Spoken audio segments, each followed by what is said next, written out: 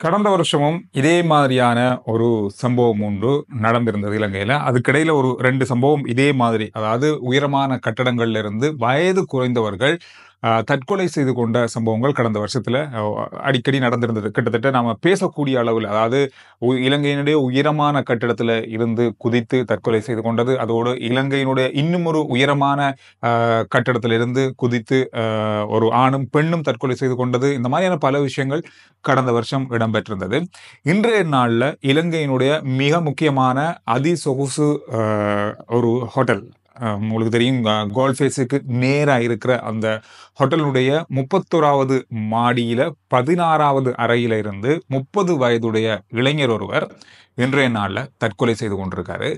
இந்த விஷயம் இன்றைய நாள்ல பார்க்கப்பட்ட ஒரு மிக முக்கியமான விஷயமாக இருக்கு. என்ன நடந்திருக்கு இதுல, தற்கொலைக்கு காரணம் என்ன, இந்த மாதிரியான பல விசாரணைகள் இப்பொழுது நடந்து கொண்டிருக்கிறது. கட்டுக்கஸ் தோட்டையைச் சேர்ந்த இளைஞர் இவர். தற்கொலை செய்து கொள்றதுக்கு முதல்ல இந்த இளைஞர் அந்த ஹோட்டல் அறையில ஒரு கடிதத்தை எழுதி வைத்து விட்டு தான் தற்கொலை செஞ்சிருக்காரு. அந்த கடிதத்துல எழுதப்பட்ட விஷயங்கள் இப்பொழுது பார்க்கப்பட்டது. குறிப்பா அவருடைய இந்த தற்கொலைக்கு பிரதான காரணமே மன அழுத்தம் அப்படின்றதுதான் இப்போது ஆரம்ப கட்ட விசாரணைகள் இருந்து தெரிய வருது.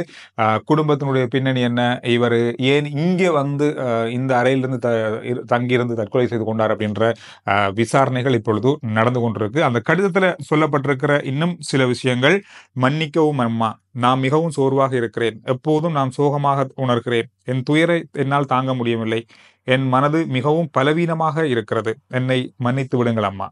என் மரணத்துக்கான காரணம் மன அழுத்தம். என் மனதில் மகிழ்ச்சி இல்லை.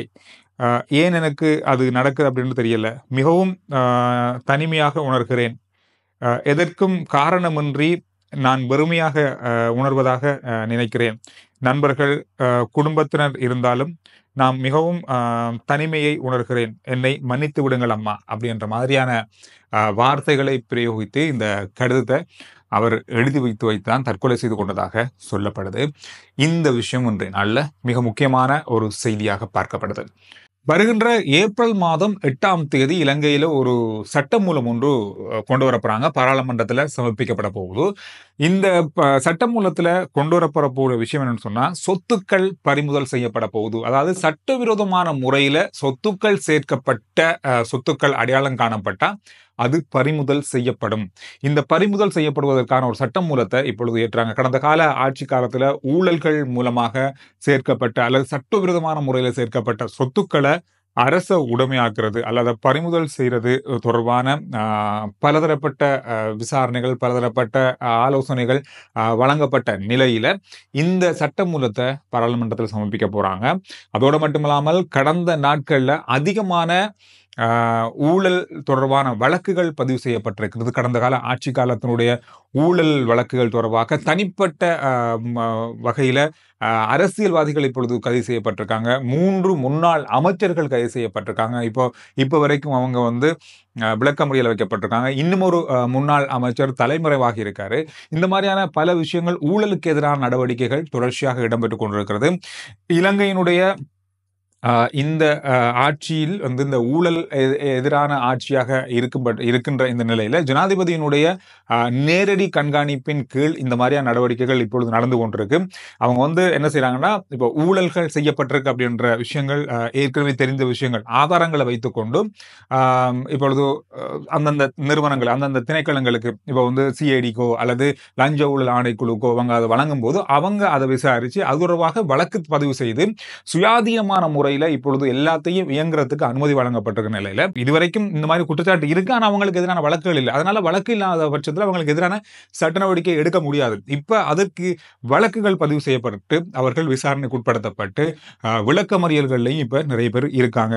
கடந்த நாள்ல உங்களுக்கு தெரியும், போன கிழமையே 3 அமைச்சர்கள், முன்னாள் அமைச்சர்கள் கைது செய்யப்பட்டு விசாரணைக்கு உட்படுத்தப்பட்டு நீதிமன்றத்தின் உத்தரவின் பேர்ல விளக்கமறியலும் வழங்கப்பட்டிருக்கு.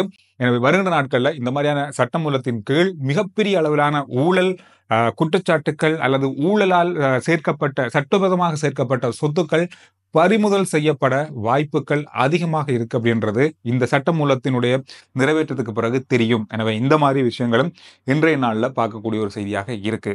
40 வருடங்களுக்கு பிறகு, நீண்ட இடைவெளிக்கு பிறகு திருச்சி, யாழ்ப்பாணம் விமான சேவை மீண்டும் இன்றைய நாளில் ஆரம்பிக்கப்பட்டிருக்கிறது. முதலாவது விமான சேவை திருச்சியிலிருந்து யாழ்ப்பாணத்துக்கு இன்றைய நாளில் இண்டிகோ விமான சேவைக்கு சொந்தமான விமானம் இன்றைய நாளில் வந்திறங்கியிருந்தது. எனவே இது ஒவ்வொரு நாளும் திருச்சியிலிருந்து யாழ்ப்பாணத்துக்கான பயணத்தையும் யாழ்ப்பாணத்திலிருந்து திருச்சிக்கான பயணத்தையும் நடத்தும் இந்த விமான சேவை. அதுக்கு முதல்ல சென்னையிலிருந்து ஒரு விமானம் இப்பொழுது ஒவ்வொரு நாளும் வந்து போகிறது. அதுக்கு தாண்டி இன்னும் ஒரு விமானம் திருச்சிக்கான பயணமாக ஆரம்பிக்கப்பட்டிருக்கு என்பதும் குறிப்பிடத்தக்கது. ஒரு சுற்றுலாத்துறைக்கு மட்டுமல்ல, வியாபாரத்துக்கும் மிகப்பெரிய ஒரு பெரிய பலமாக இருக்கும் அப்படின்னு சொல்லப்படுது. அதோடு வருகின்ற நாட்களில் உள்ளூர் விமான சேவைகளையும் நடத்துறதுக்கான வாய்ப்புகளை உருவாக்குவதற்கான அரசாங்கம் ஆலோசனை செய்து வருவதாகவும் சொல்றாங்க. இதுவும் ஒரு மிக முக்கியமான விஷயமாக இருக்கு. சுற்றுலா பயணிகளுடைய வருகை அதிகரித்திருப்பதன் காரணமாக இந்த உள்ளூர் விமான சேவைகளையும் துரித கதியில ஆரம்பிக்க நடவடிக்கைகள் ஆரம்பிக்கப்பட்டிருக்கு. 2026 ஆண்டுக்கான வரவு செலவு திட்டத்தினுடைய சமர்ப்பணம் வருகின்ற ஏப்ரல் மாதத்தில் நடக்க போகுது. இது தொடர்பான ஆராய்வுகள் இப்பொழுது நடந்து வருவதாக சொல்றாங்க. இதோட இன்னும் ஒரு செய்தியை பார்க்க கிடைச்சது. வருகின்ற 4, 5, 6ஆம் தேதிகளில் இந்திய பிரதமர் நரேந்திர மோடி அவர்கள் இலங்கைக்கு வராரு. இதுல பலதரப்பட்ட விஷயங்கள் பேசப்பட இருக்கு. அது மட்டும் இல்லாமல் தமிழ் பிரதிநிதிகளை அல்லது தமிழ் கட்சியினுடைய பிரதிநிதிகளை பாராளுமன்ற உறுப்பினர்களை சந்திப்பாரா அப்படின்ற ஒரு கேள்வி இப்பொழுது எழுப்பப்பட்டிருக்கு. இதுவரைக்கும் தேடி பார்த்ததுல அவங்கள சந்திக்கிறதுக்கான அனுமதி அல்லது அதற்கான நேரம் இன்னும் ஒதுக்கப்படலை அப்படின்ற மாதிரி தான் சொல்லப்படுது. உங்களுக்கே தெரியும், கடந்த வருஷம் இந்திய வெளியுறவு அமைச்சர் இங்க வரும்பொழுதும் அந்த நேரத்திலேயும் தமிழ் பிரதிநிதிகளோ அல்லது தமிழ் கட்சியினுடைய உறுப்பினர்களை கூட சந்திக்கல. இது ஒரு பேசப்பட்ட விஷயமாக இருக்கு.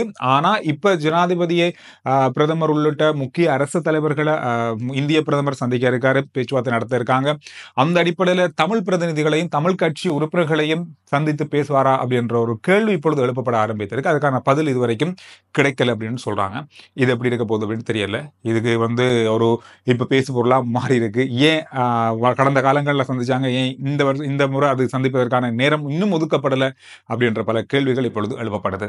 இன்றைய நாளில் இன்னும் ஒரு செய்தி பரவலா செய்தித்தளங்கள்ல நான் பார்த்தேன். 2028ஆம் ஆண்டு ஆட்சியை கைப்பற்ற போறது மொட்டு கட்சி ஸ்ரீலங்கா பொதுஜன பெரமுன அப்படின்றத பொதுச் செயலாளர் அந்த கட்சியினுடைய நாடாளுமன்ற உறுப்பினர் நாமல் ராஜபக்ஷ சொல்லியிருக்காரு. நாங்கள் தான் வரப்போற உள்ளாட்சி தேர்தலையும் அதிகமான இடங்களை நாங்கள் கைப்பற்ற போறோம். 2018-19ஆம் ஆண்டு காலப்பகுதியில் கைப்பற்றப்பட்ட உள்ளாட்சி இடங்களையும் இந்த முறை நாங்கள் கைப்பற்றுவோம்.